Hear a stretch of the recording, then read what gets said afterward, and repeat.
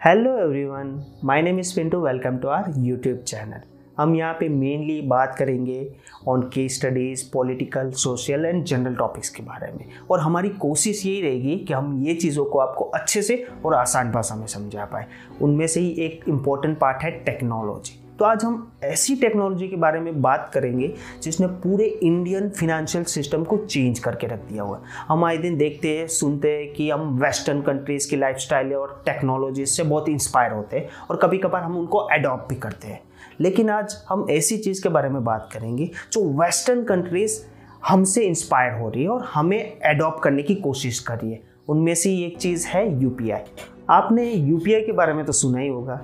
UPI आज हम सब की लाइफ का बहुत इंपॉर्टेंट हिस्सा बन चुका है।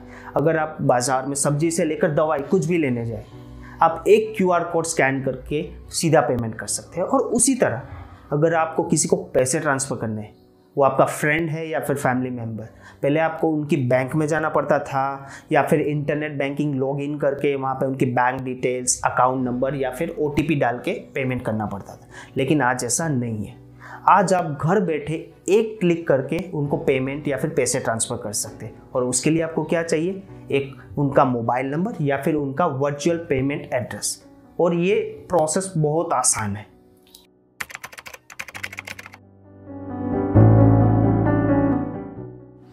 यूपीआई का फुल फॉर्म है यूनिफाइड पेमेंट इंटरफेस। इसको 2016 में एनसीपीआई के द्वारा लॉन्च किया गया था और ये गवर्नमेंट के साथ जॉइंट वेंचर था और गवर्नमेंट ने इसको काफ़ी प्रमोट भी किया था। यूपीआई के लॉन्च होते ही 2016 में यूपीआई ने 26 लाख ट्रांजैक्शन किए थे और उसकी वैल्यू अराउंड 900 करोड़ रुपए थी। और ये इतना पॉपुलर हुआ कि काफ़ी थर्ड पार्टीज कंपनी ने अपने पेमेंट गेटवेज बनाए। उनमें पॉपुलर नाम है गूगल पे, फ़ोन पे, पेटीएम, अमेज़ॉन पे। इवन व्हाट्सएप ने भी रिसेंटली उनकी पेमेंट गेटवे सर्विसेज स्टार्ट की है। और अगर हम 2021 की बात करें तो सिर्फ नवंबर 2021 में यूपीआई के 3,400 करोड़ ट्रांजैक्शन हुए थे और उनकी वैल्यू थी अराउंड 63 लाख करोड़। ऐसा तो यूपीआई ने पेमेंट मेथड में क्या चेंज कर दिया कि ये 4 साल में इतना पॉपुलर होगा, जिसको देखते हुए इवन गूगल को, यूएस फेडरल रिजर्व को लेटर लिख के ये बताना पड़ा कि उनको भी यूपीआई जैसे पेमेंट गेटवेज को अडॉप्ट करना चाहिए। इसको समझने के लिए आपको ये समझना पड़ेगा कि यूपीआई काम कैसे करता है।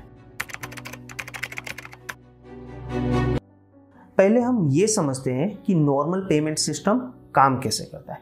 अगर आपको किसी को पैसे ट्रांसफ़र करने हैं तो आपको या तो उनकी बैंक में जाना पड़ता था या फिर इंटरनेट बैंकिंग को यूज़ करके पेमेंट करना पड़ता था और ये प्रोसेस में टाइम और एफर्ट बहुत वेस्ट होते थे। लेकिन अगर हम यूपीआई की बात करें तो उनमें ऐसा नहीं है। यूपीआई में एक थर्ड पार्टी आपके बिहाफ में पेमेंट इंस्ट्रक्शन कलेक्ट करती है और सीधा बैंक को फॉरवर्ड करके पेमेंट करती है, जिनमें टाइम और एफर्ट बहुत कम होता है।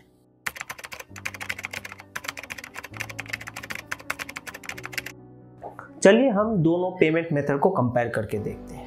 अगर हम ट्रेडिशनल मेथड की बात करें तो उसको यूज़ करना थोड़ा कॉम्प्लेक्स है, क्योंकि वहाँ पे आपको इंटरनेट बैंकिंग को लॉगिन करना पड़ता था। जिनको पे करना है उनकी bank details, account number, OTP और पासवर्ड डाल के पेमेंट करना पड़ता था। लेकिन यूपीआई में ऐसा नहीं है। यूपीआई में आपको जिनको पे करना है उनका या तो क्यूआर कोड, मोबाइल नंबर या फिर वर्चुअल पेमेंट एड्रेस ही चाहिए और आप एक क्लिक से सीधा पेमेंट कर सकते हैं। दूसरी चीज़ है यूज़र फ्रेंडली इंटरफेस।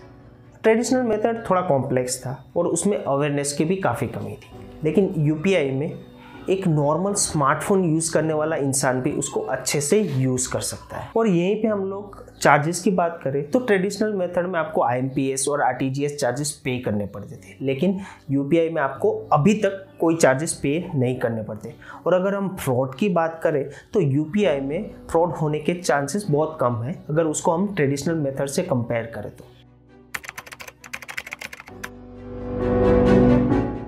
अभी तक हम लोग ने देखा कि यूपीआई के फ़ायदे क्या क्या है या फिर यूपीआई काम कैसे करता है। अभी हम बात करेंगे कि यूपीआई का फ्यूचर क्या है।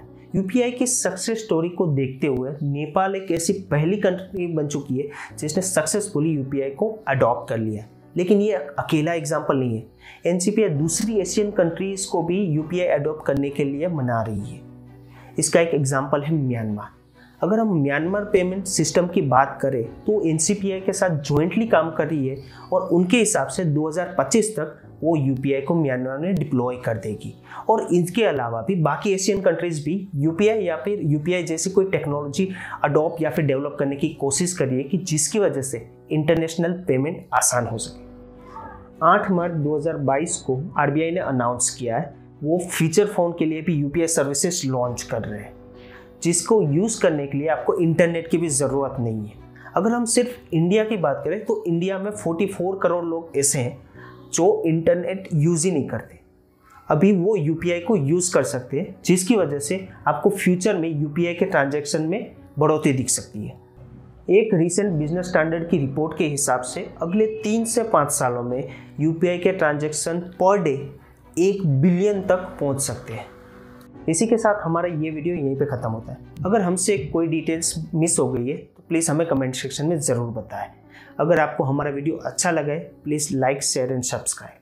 Thank you very much for watching. See you next one.